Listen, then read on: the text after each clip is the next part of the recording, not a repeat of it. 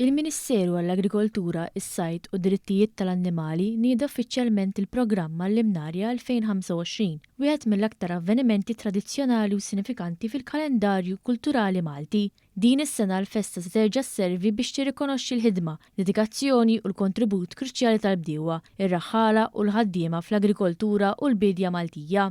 L-imnarja li tiġi ċelebrata fid-29 ta' Ġunju fil-Buskett tinkludi tradizzjonijiet antiki, wirjiet ta' annimali, prodotti agrikoli lokali, mużika folkloristika u kultura rurali, kollha elementi li juru l-wirt agrikolu u l-identità tagħna bħala poplu.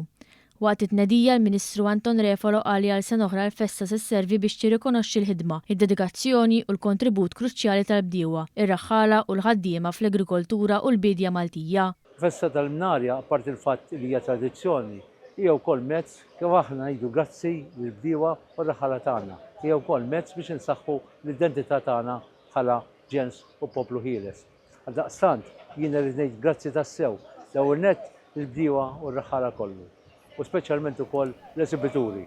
Il-programm ta' attivitajiet tal-Limnarja 2025 jingħata bidu nhar is-Sibt 21 ta' Ġunju l-isfilata tradizzjonali tal-bandu ta' tiġrijiet tal-Limnarja bil-qofol jintlaħaq is-Sitt 28 ta' Ġunju u l-ħadd 29 b'numru ta' attivitajiet fosthom kompetizzjonijiet tal-annimali, wirjiet edukattivi għat-tfal u l-adulti kif ukoll attivitajiet kulturali u spettakli mużikali li jkomplu jsaħħu l-esperjenza ta' dawk kollha li jattendu.